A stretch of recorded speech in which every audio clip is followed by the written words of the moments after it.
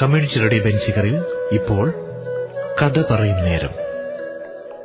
സകല ശുഖകുല വിമല തിലകിത കളേബ തയ്യാറാക്കി അവതരിപ്പിക്കുന്നു ഡോക്ടർ RS രാജീവ്. സാരസ്യ പീയൂഷ സാര സർവസ്വമേ. സാങ്കേതിക സഹായം ശരത് ആലാപ്സ്. കഥയ മമ കഥകളതി സാദരം.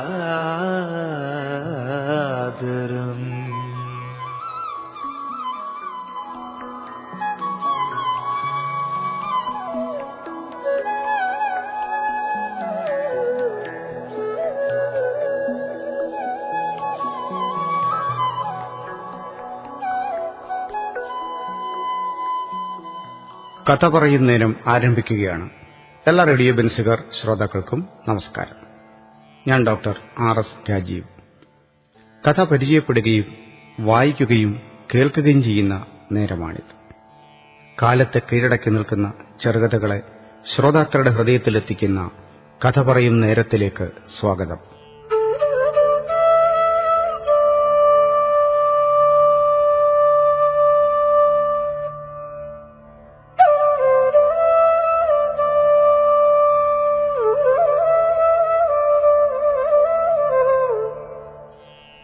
അരക്കില്ലം. പുനത്തിൽ കുഞ്ഞബ്ദുള്ള. പുനത്തിൽ കുഞ്ഞബ്ദുള്ളയുടെ അരക്കില്ലം എന്ന കഥയാണ് ഇന്നത്തെ കഥ പറയും നേരത്തിൽ അവതരിപ്പിക്കുന്നത്. പരമ്പരാഗത മൂല്യസങ്കല്പങ്ങളോട് അനുസരണക്കേട് കാട്ടി നിൽക്കുന്ന ഒരു എഴുത്തുകാരനാണ് പുനത്തിൽ കുഞ്ഞബ്ദുള്ള എന്ന തോന്നൽ ഒരു സാധാരണ മലയാളിക്ക് ഉണ്ടായേക്കാം. എന്നാൽ ജീവിതത്തിലും സാഹിത്യത്തിലും കാപട്യങ്ങൾ കാണിക്കാത്ത, തനിക്ക് ശരിയെന്ന് തോന്നുന്ന കാര്യങ്ങൾ തന്റെ ഇടത്തോടെ പറയുന്ന ഒരു സുതാര്യ വ്യക്തിത്വമായിരുന്നു അദ്ദേഹത്തിന്റേത്. മത, രാഷ്ട്രീയ, വൈയക്തിക പരിഗണനകളൊന്നും കൂടാതെ മനുഷ്യരെ സമീപിച്ചിരുന്ന ഈ എഴുത്തുകാരൻ വലിയ മനുഷ്യപ്രാധാന്യവാദിയായിരുന്നു. കഥകളും നോവലുകളും ഒക്കെയായി 74 പുസ്തകങ്ങൾ പ്രസിദ്ധീകരിച്ച പുനത്തിലിന് കേരള കേന്ദ്ര സാഹിത്യ അക്കാദമി പുരസ്കാരങ്ങൾ ഉൾപ്പെടെ നിരവധി ബഹുമതികൾ ലഭിച്ചിട്ടുണ്ട്. സ്മാരകശിലകൾ, അരികിടിലെ തടവുകാരൻ, മരുന്ന്, മലമുകളിലെ അബ്ദുള്ള, പുനത്തിലിന്റെ കഥകൾ എന്നിവയാണ് പ്രധാനപ്പെട്ട കൃതികൾ. ഭ്രമാത്മക സ്വഭാവമുള്ള ഒരു കഥയാണ് അരക്കില്ല. സ്വപ്നാത്മക ഭാവന നിറഞ്ചാർത്തിയ ഈ കഥ സമകാലത്തെ മനുഷ്യരുടെ നിസ്സഹായതകളെക്കുറിച്ചും അവർ അറിയാതെ എത്തിച്ചേരുന്ന ദൗരന്തികാവസ്ഥയെക്കുറിച്ചും ചർച്ച ചെയ്യുന്നു. കുറ്റം ചെയ്യാത്ത ഒരാൾ പോലും കുറ്റവാളിയാകുന്ന, അതും സ്വന്തം ഇഷ്ടപ്രകാരം, അങ്ങനെയൊരു അസംബന്ധാവസ്ഥയെ ചിത്രീകരിക്കുന്നത് വഴി മനുഷ്യജീവിതത്തിലെ എല്ലാ സംഭവങ്ങൾക്കും പരമ്പരാഗത യുക്തിയുടെ അളവുകോൽ ശരിയാവുകയില്ല എന്നുകൂടി പുനത്തിൽ കുഞ്ഞബ്ദുള്ള പ്രഖ്യാപിക്കുകയാണ് അരക്കില്ലം എന്ന ഈ കഥയിലൂടെ. പുനത്തിലിന്റെ വായിച്ചിരിക്കേണ്ട 5 കഥകൾ: ക്ഷേത്രവിളക്കുകൾ, കുന്തി, മലമുകളിലെ അബ്ദുള്ള, കത്തി, ചിരുത.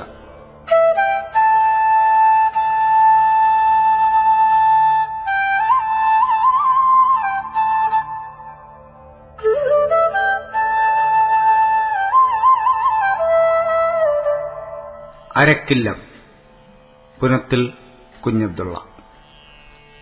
ഒരു അപകടമരണം പോലെയാണ് അത് സംഭവിച്ചത്. എന്നെ ഓഫീസിൽ നിന്ന് എന്നേക്കുമായി പിരിച്ചുവിട്ടു. ഏറെക്കാലം ആറ്റുനൂറ്റ് കിട്ടിയ ഒരു ജോലി എനിക്ക് നഷ്ടപ്പെട്ടു. വിധ്വംസക പ്രവർത്തനങ്ങളിൽ ഏർപ്പെട്ടു എന്നതായിരുന്നു എന്നിൽ ആരോപിച്ച കുറ്റകൃത്യം. നോട്ടീസും കയ്യിൽ പിടിച്ച് ഓഫീസറുടെ മുന്നിൽ ഞാൻ അന്തം വിട്ടുനിന്നു. നോട്ടീസിന്റെ അസൽ പകർപ്പ് തന്നെയായിരുന്നു എന്റെ കയ്യിൽ. കരിപ്പതിപ്പുകൾ മറ്റു പലർക്കുമായിരുന്നു. ഓഫീസറുടെ ശബ്ദമാണ് പിന്നെ കേട്ടത്. മറ്റേതോ ഗ്രഹത്തിൽ നിന്ന് വരുന്നതുപോലെയായിരുന്നു ആ ശബ്ദം. പ്രിയ സ്നേഹിത, ഞാൻ വളരെ വ്യസനിക്കുന്നു. ഇത്ര അച്ചടക്കവും ആത്മാർത്ഥതയുമുള്ള ഒരു ക്ലാർക്കിനെ എന്റെ 30 കൊല്ലത്തെ സർവീസിൽ ഞാൻ കണ്ടിട്ടില്ല. ഒരു പ്രൊമോഷൻ തരാനായി ശുപാർശ ചെയ്യാൻ ഞാൻ ആലോചിച്ചിരിക്കുമ്പോഴാണ് ഈ അത്യാഹിതം സംഭവിക്കുന്നത്. കഷ്ടമായി പോയി സംഗതികൾ. എനിക്ക് വലിയ ആനന്ദം തോന്നി. ഒരിക്കലെങ്കിലും അദ്ദേഹം ദയോടെ സംസാരിച്ചല്ലോ, അത് മതി. സായുജ്യം പ്രാപിച്ച പോലെയായി ഞാൻ. അതോടെ ഒരു തുണയുമില്ലാത്ത ഞാൻ പെരുവഴിയിലിറങ്ങി. എനിക്ക് ആകെയുള്ളത് ഒരു വാടക വീട് മാത്രമാണ്. ഒരു ചെറിയ വാടക വീട്. അന്തിയുറക്കത്തിനായി മാത്രമേ ഞാൻ എന്റെ വാടക വീട് ഉപയോഗിച്ചിരുന്നുള്ളൂ. ഇന്നത്തെ ജോലി ഇന്ന് എന്നതായിരുന്നു എന്റെ വ്രതം. അതുകൊണ്ട് വളരെ വൈകിയാണ് ഞാൻ എന്നും ഓഫീസിൽ നിന്നിറങ്ങുക. അപ്പോഴേക്കും തല തകർന്നിരിക്കും. പിന്നെ ഞാൻ പാതിര വരെ തെരുവുകളിലും കടற்കരയിലുമായി അലഞ്ഞുതിരിയും. ജോലി നഷ്ടപ്പെട്ടതോടെ എനിക്കൊന്നും വയ്യ എന്ന നില വന്നു. പിന്നെ വാടക വീട്ടിൽ രാപ്പകൽ ഞാൻ തനിച്ചിരിപ്പായി. അങ്ങനെ ഇരിപ്പുറപ്പിച്ചപ്പോഴാണ് എന്റെ വീട്ടിന്റെ മുന്നിൽ ഒരു കോടതിയുള്ള സത്യം ഞാൻ അറിയുന്നത്. അതൊരു വലിയ സത്യമായിരുന്നു. ഇടുങ്ങിയ കോലായിയിലെ മൂട്ടകൾ നിറഞ്ഞ പഴയ ചുരക്കസരിയിലിരുന്നാൽ ഈ കോടതിയിലെ എല്ലാ ചലനങ്ങളും കാണാൻ കഴിയും. അത് നോക്കിയിരിക്കുക എന്റെ സ്ഥിരം പതിവായി. ചെങ്കലുകൾ കൊണ്ട് കെട്ടിപ്പൊക്കിയ ഒരുപാട് കൂറ്റൻ കെട്ടിടങ്ങൾ നിറഞ്ഞുകിടക്കുന്ന ഒരു വലിയ സങ്കേതമാണ് കോടതി. ജയിലും അതിനടുത്ത് തന്നെയായിരുന്നു. എല്ലാം കൂടെ പുറമെ നിന്ന് കാണുമ്പോൾ ഒരു വലിയ കോട്ടയാണെന്നേ തോന്നും. കോടതിയിൽ ഒരുപാട് ആളുകളുണ്ട്. ഇവിടുത്തെ ഏറ്റവും വലിയ മേലാളനെ ജഡ്ജി എന്ന് വിളിക്കുന്നു. അദ്ദേഹത്തെ ബോധവാനാക്കാനായി വക്കീലന്മാർ എന്നൊരു കൂട്ടം ആളുകൾ വലിയ കാറിലും റിക്ഷകളിലും കാലുകളിലുമായി ഇവിടെ എത്തിച്ചേരും. ജഡ്ജിയെയും പ്രതിയെയും കൂട്ടിയോജിപ്പിക്കുന്ന സന്ധിരേഖകൾ ഇവരാണ് നിർമ്മിക്കുന്നത്. വളരെ പാവങ്ങൾ ഇവർ പേറുന്നു. കറുത്ത വേഷമേ ധരിക്കാറുള്ളൂ. പക്ഷേ എല്ലാവർക്കും വലിയ നാവുണ്ട്. നാടിന്റെ നാനാഭാഗത്തു നിന്നും കുറ്റകൃത്യങ്ങളും ഹീനകൃത്യങ്ങളും ചെയ്തവരെ വിസ്തരിക്കുന്നതും വിസ്താരവിശേഷമറിഞ്ഞ ശേഷം ശിക്ഷ വിധിക്കുന്നതും ഇവിടെ വെച്ചാണ്.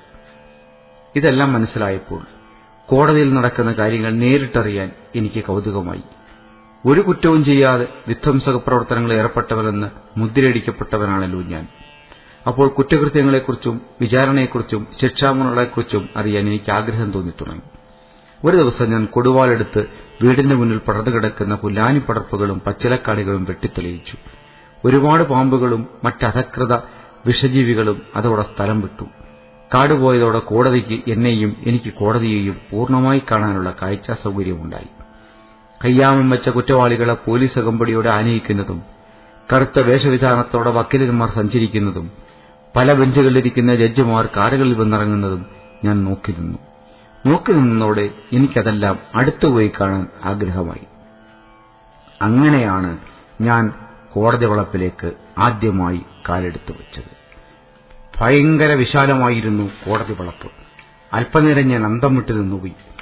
അന്തം വിട്ടു നിൽക്കുമ്പോഴാണ് ചുറ്റുമുള്ള വക്കീൽ ഗുമസ്തന്മാരുടെ മാളങ്ങളിൽ നിന്ന് ഇഴജീവികളെപ്പോലെ ചിലർ അരിച്ചരിച്ച് അടുത്തുവരുന്നത് കാണുന്നത്. അവർ ഒരുപാട് ആളുകളുണ്ടായിരുന്നു. ഒരാകർഷണ ബിന്ദു കണക്കെ എന്നെ അവർ വളയാൻ തുടങ്ങി. അവരുടെ മുഖങ്ങൾ ശക്തിയായി കാണാൻ കഴിയുന്നതിനു മുമ്പായി ഭീകരങ്ങളായ 2 ചോദ്യങ്ങളാണ് ഞാൻ കേട്ടത്. സിവിലാണോ അതോ ക്രിമിനലോ? ഞാൻ പേടിച്ചരണ്ടുപോയി. എനിക്കൊന്നും പറയാൻ കഴിഞ്ഞില്ല. വീണ്ടും അവരുടെ ശബ്ദം തന്നെയാണ് കേട്ടത്. സിവിലാണെങ്കിൽ രാമയ്യരാണ് നല്ലത്, ക്രിമിനലാണെങ്കിൽ കൃഷ്ണയ്യർ. എനിക്ക് ചുറ്റും നിന്നവർ ആർത്തി പൂണ്ട കണ്ണുകളോടെ എന്നെ തന്നെ നോക്കി നിന്നു. അവർ എനിക്ക് ചുറ്റും ഒരു തടവറ സൃഷ്ടിച്ചത് ഞാൻ കണ്ടു. എനിക്കൊന്നും പറയാൻ കഴിഞ്ഞില്ല. ഈ മതിലിനുള്ളിൽ കാലെടുത്ത് വയ്ക്കുന്നവർ ഒന്നുകിൽ ക്രിമിനലോ അല്ലെങ്കിൽ സിവിലോ ആയിരിക്കണം. എനിക്ക് മുമ്പ് ഇതൊന്നും അറിയില്ലല്ലോ. എനിക്ക് രക്ഷപ്പെടണമെന്ന് തോന്നിയപ്പോൾ ഞാൻ പറഞ്ഞുപോയി, ക്രിമിനൽ. എനിക്ക് ചുറ്റും നിന്ന് ഒരുപാട് ആളുകളുടെ മുഖം ഉടനെ കരിഞ്ഞു. അവർ വാടിപ്പോയ പതിറ്റടിപ്പൂക്കളെ പോലെ അടിവെച്ചടിവെച്ച് നടന്നുപോയി. അത് ഞാൻ നോക്കി നിൽക്കുമ്പോൾ എന്റെ കയ്യിൽ ആരോ മുറുക്കിപ്പിടിച്ചു. കൃഷ്ണയ്യർ തന്നെ, അയാളാണ് ബെസ്റ്റ്. ആ പ്രസ്താവന കേട്ടപ്പോഴാണ് ഞാൻ മുഖം കാണുന്നത്. നരച്ച മേൽമീശ, പുഴുക്കുത്തേറ്റ പല്ലുകൾ, പറ്റിപ്പോയ കുളക്കടവ് പോലുള്ള കവിളുകൾ. അയാൾ എന്റെ കയ്യും പിടിച്ച് യാത്രയായി. ഞാൻ അയാളെ പിന്തുടർന്നു. എന്നെ അയാൾ കൊണ്ടുപോയത് കോടതിയുടെ മുന്നിലുള്ള നീണ്ടു പരന്നു കിടക്കുന്ന വലിയ കടകളുടെ മുകൾ തട്ടിലായിരുന്നു. ഞങ്ങൾ അകത്ത് കിടന്ന ഉടനെ അയാൾ വാതിലടച്ച് സാക്ഷിയിട്ടു. പിന്നെ പടിഞ്ഞാറ് വശത്തെ കിളിവാതിൽ തുറന്നു. വെളിച്ചത്തിന്റെ ഒരു പൊളി മുറിയിൽ വീണെങ്കിലും ആ മുറിയിൽ അന്ധകാരവും ഈർപ്പവുമായിരുന്നു. അയാൾ കിതച്ചുകൊണ്ട് എന്നോട് പറഞ്ഞു, ഇരിക്കെ. ഇരയെ നോക്കുമ്പോലെ ഒരുപാട് നേരം അയാൾ എന്നെ നോക്കി. അവിടെ ഒരു പഴയ കട്ടിലും തലപ്പായിയും ഉണ്ടായിരുന്നു. അയാൾ പോക്കറ്റിൽ നിന്ന് എന്തോ പുറത്തെടുത്തു. നോക്കിയപ്പോൾ അതൊരു ബീഡിക്കെട്ടായിരുന്നു. കടലാസ് പൊളിച്ചു കയറി ഒന്ന് പുറത്തെടുത്ത് എനിക്ക് നീട്ടി. എന്നിട്ട് പറഞ്ഞു, വലിക്ക്. ഞാൻ കല്ലുപോലെ നിന്നു. അപ്പോൾ അയാൾ പറഞ്ഞു, എല്ലാവരും ഇതുപോലെയാണ്. താങ്കൾ ഒട്ടും ഭയപ്പെടേണ്ടതില്ല. ഈ ബീഡിയൊന്ന് വലിക്കൂ. അപ്പോൾ സത്യം പറയാനുള്ള ധൈര്യം കൈവരും. ഞാൻ ആ നിൽപ്പിൽ നിന്നും മാറിയില്ല. അയാൾ ബീഡി കത്തിച്ച് തെരുതെരെ വലിക്കാൻ തുടങ്ങി. എനിക്ക് വീർപ്പുമുട്ടി. അപ്പോൾ അയാൾ എന്റെ പുറം തടവിക്കൊണ്ട് ചോദിച്ചു, ഒട്ടും ഭയപ്പെടേണ്ട, സത്യം തുറന്നു പറയൂ, ആരെയാണ് കൊന്നത്? എനിക്ക് ഭയമായി. എനിക്കൊന്നും പറയാനില്ലായിരുന്നു. എന്റെ കണ്ണുകൾ മാത്രം മഞ്ഞളിച്ചു. ഒന്നും ഉരിയാടാതെ നിൽക്കുമ്പോൾ അയാളുടെ ശബ്ദം എന്നെ ഉണർത്തി. എന്നെ ഭയപ്പെടണ്ട, ഒരു വക്കീലിന്റെ മുന്നിൽ സത്യം തുറന്നു പറയണം. വക്കീൽ പാതിരിയെപ്പോലെയാണ്, കേട്ട ചെവിട് കേൾക്കാത്ത ചെവിട്. എനിക്കൊരു ചോദ്യം കിട്ടി. നിങ്ങൾ ദ്വിഭാഷി? അയാൾ ഉത്തരം പറഞ്ഞു. അയാൾ ബീഡി വലിച്ചുകൊണ്ടിരുന്നു. ഞാനാണെങ്കിൽ വിയർക്കാനും തുടങ്ങി. എന്റെ വിമ്മിട്ടം വർദ്ധിച്ചുകൊണ്ടിരുന്നു. അയാൾ എഴുന്നേറ്റ് ആ മുറിയെ പുറം ലോകവുമായി ബന്ധിക്കുന്ന ഒരേയൊരു ജനൽ ആഞ്ഞടച്ചു. ഒട്ടും ഭയപ്പെടേണ്ട, ഇനി ഒരു ശബ്ദവും പുറത്തു കടക്കില്ല. ഞാനും കൃഷ്ണയ്യർ വക്കീലുമല്ലാതെ ഈ രഹസ്യം ഒരു കുഞ്ഞുപോലും അറിയാൻ പോകുന്നില്ല. എനിക്ക് വീർപ്പുമുട്ടി തുടങ്ങി. ഞാൻ എന്തൊരു കെണിയിലാണ് വിട്ടിരിക്കുന്നത്? എന്തിനാണ് ഞാൻ ഈ കെണി വലിച്ചു വെച്ചത്? ഞാൻ ആരെയും കൊന്നിട്ടില്ല. ഞാനൊരു കൊലപാതകയല്ല. ക്ഷമിക്കണം. അയാൾ എന്നെ നോക്കി പൊട്ടിച്ചിരിക്കാൻ തുടങ്ങി. ചിരിയുടെ അലകൾ ഇരുണ്ട ചുമരുകളിൽ പ്രതിധ്വനിച്ചു.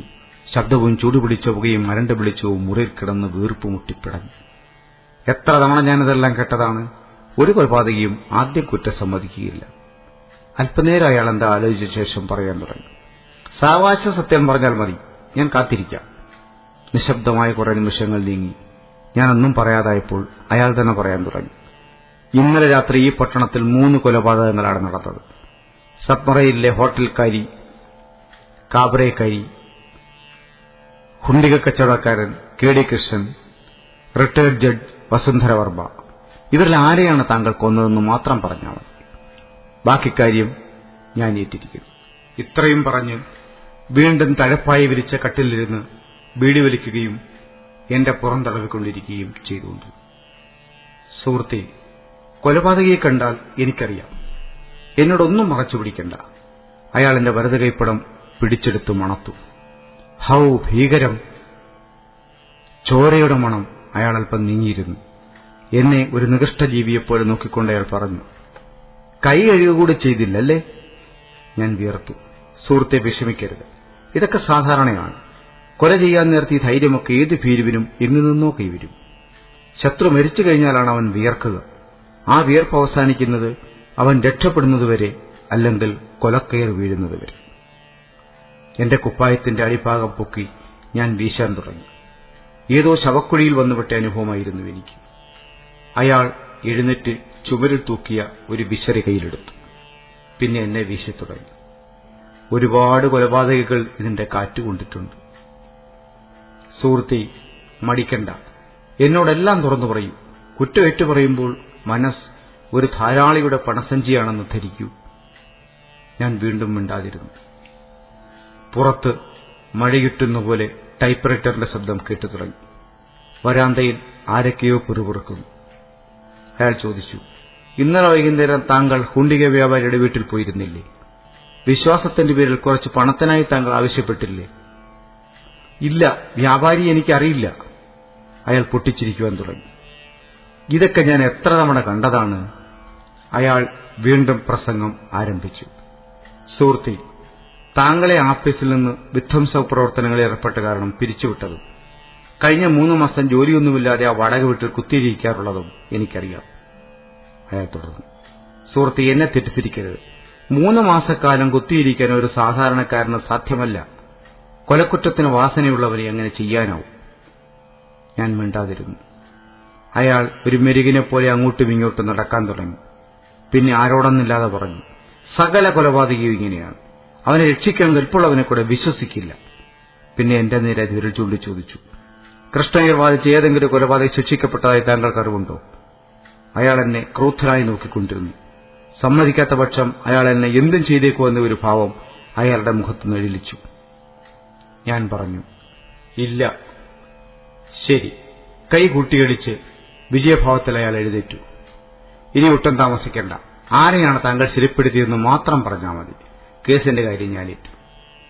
ഇടുങ്ങിയ ചെറിയ മുറിയിൽ നിന്ന്, ആ ചെറിയ ഭയാനകമായ തടവറയിൽ നിന്ന്, വീർപ്പുമുട്ടിക്കുന്ന അന്തരീക്ഷത്തിൽ നിന്ന് പ്രാണവായുവിൽ കുതിയുണ്ടെങ്കിൽ ഏതെങ്കിലും ഒരാളുടെ പേര് പറഞ്ഞാലേ രക്ഷയുള്ളൂ എന്ന് നിലവന്നിരിക്കും. 3 കൊലപാതകങ്ങളും ഓർത്തു. നർത്തക്കാരി, ഹുണ്ടികക്കാരൻ, ജഡ്ജി. എന്റെ ചുണ്ടുകൾ അനങ്ങാൻ തുടങ്ങി. ഒരു മിന്നലേറ്റ പോലെ അയാൾ ഞെട്ടി. വിടർന്ന കണ്ണുകളോടെ, എഴുന്നു നിൽക്കുന്ന രോമങ്ങളോടെ അയാൾ എഴുന്നേറ്റ് എനിക്ക് അഭിമുഖമായി നിന്ന് പുകയുന്ന ബീഡി വലിച്ചെറിഞ്ഞ് വിശക്കുന്ന ഒരു നായയെപ്പോലെ എന്റെ വാക്കുകൾക്കായി കാത്തുനിന്നു. ഞാൻ പറഞ്ഞു, കേടി കൃഷ്ണനെ. ഭേഷ്!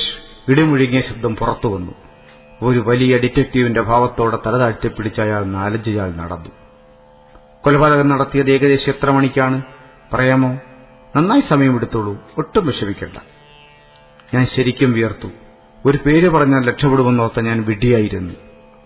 പക്ഷെ ഞാൻ പറഞ്ഞു, ഏകദേശം രാത്രി 2 മണിക്ക് അസ്തമിച്ചപ്പോൾ. അസ്തമിച്ചപ്പോഴോ? അതെ, ഇപ്പോൾ നിലാവുള്ള രാത്രികളാണ്. ശരി, എല്ലാം എനിക്കറിയാം. അറിയില്ലെന്നൊന്നും നീ ധരിക്കണ്ട. അധികാരഭാവത്തിലായിരുന്നു പിന്നത്തെ സംസാരം. ശരി, എത്ര ഉറുപ്പികയാണെന്ന് കൃഷ്ണ മുതലാളിയോട് ആവശ്യപ്പെട്ടത്? ദൈവമേ, ഞാൻ എന്തു പറയാനാണ്? ഞാൻ എന്തൊരു കിണിയിലാണ് പെട്ടിരിക്കുന്നത്.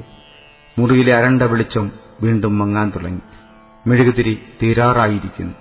അവസാന നിമിഷങ്ങളിൽ ഒന്നുകൂടി തെളിഞ്ഞു കത്തി. പിന്നെ അത് കെട്ടണങ്ങി. കുറെ നേരം മുറിയിൽ ഇരുട്ട് മാത്രം. ഒരു കൊലപാതകയുടെ മനോവ്യാപാരം ഇരുട്ടിന് കട്ടികൂടി. ആരും ഒന്നും പറഞ്ഞില്ല. ഒരു ശബ്ദവും കേട്ടില്ല. ഗ്രഹണം പറ്റിയ പോലെ എങ്ങും വെറുങ്ങലിപ്പ് മാത്രം. പെട്ടെന്ന് അയാളുടെ ശബ്ദം പുറത്തു വന്നു. കഴിഞ്ഞ 3 മാസമായി നീ ജോലിയില്ലാതെ അലഞ്ഞിരിക്കുന്നു. നല്ല ശമ്പളം കിട്ടുന്ന ഒരു ജോലി വിധ്വംസക പ്രവർത്തനങ്ങളിൽ ഏർപ്പെട്ടത് കാരണം നിനക്ക് നഷ്ടപ്പെട്ടു. നീ ആഫീസറാൽ പുറന്തള്ളപ്പെട്ടു. പിന്നെ നീ പട്ടിണി കിടക്കേണ്ടി വന്നു.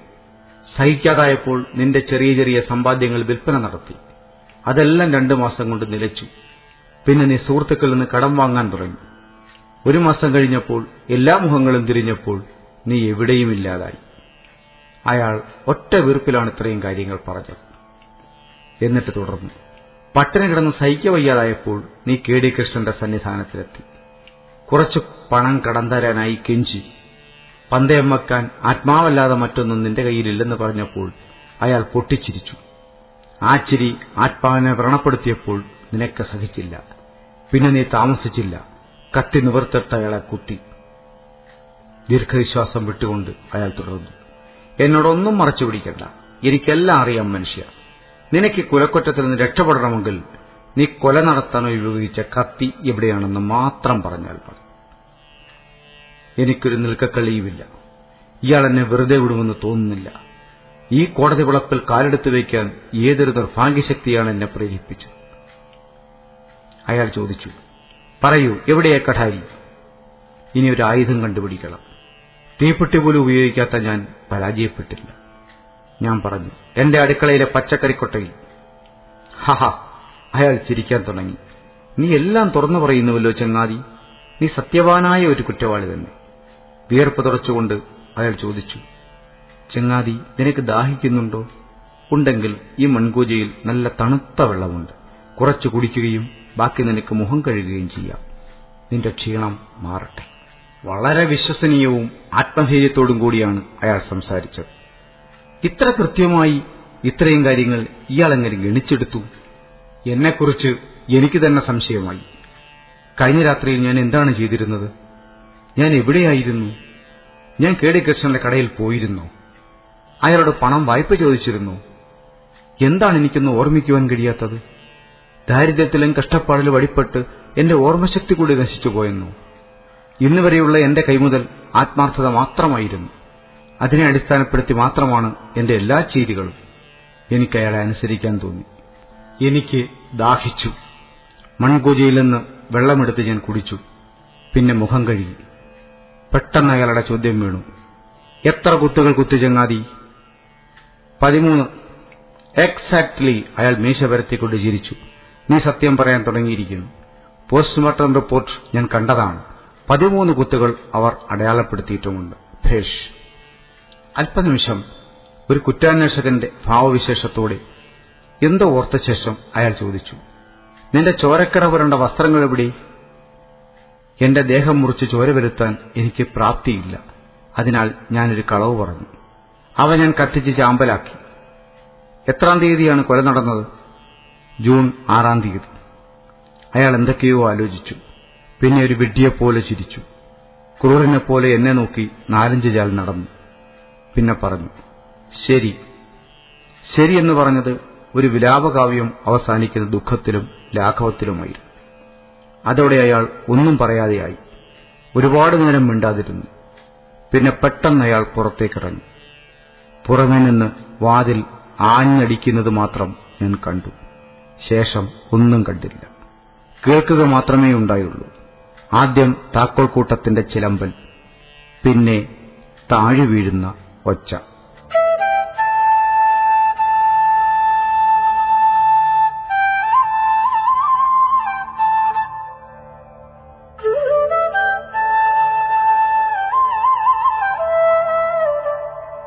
പുന്നത്തൽ കുജബ്ദുള്ളയുടെ അരക്കില്ലം എന്ന കഥയാണ് ഇന്നത്തെ കഥ പറയുന്ന നേരത്തിൽ പ്രക്ഷേപണം ചെയ്തത്. എല്ലാ റേഡിയോ ബൻസിഗർ ശ്രോതാക്കൾക്കും നന്ദി. കമ്മ്യൂണിറ്റി റേഡിയോ ബൻസിഗറിൽ നിങ്ങൾ ഇതുവരെ കേട്ടത് കഥ പറയും നേരം. സകല ശുഖകുല വിമല തിലകിത കളേബരേ. തയ്യാറാക്കി അവതരിപ്പിച്ചത് ഡോക്ടർ R.S. ചാച്ചി. സാരസ്യ പീയൂഷ സാര സർവസ്വമേ. സാങ്കേതിക സഹായം ശരത്. കഥയ മമ കഥകളതി സാദരം.